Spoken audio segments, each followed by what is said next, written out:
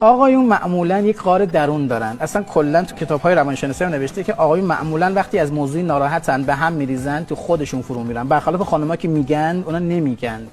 برای همینه که خیلی وقتها باید بریم دم غارشون یه چیزی بذاریم ببینیم چیکار میکنه. مثلا چای بذاریم، یا مثلا چای رو بریم بریم تو غار، چای رو میخوره باز پوستشو میندازه بیرون و اینا. یه خورده ارتباطات اولیه، ما میگیم نیاز سنجی.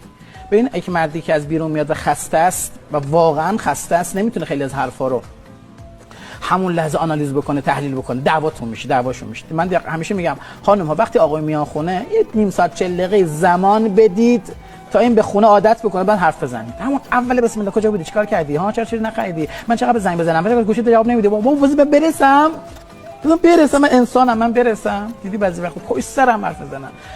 نیاز به تحلیل داره، آروم بشه، لباسش عوض کنه، دستاشو بشوره، کاراش انجام بده، بعد وارد خونه بشه.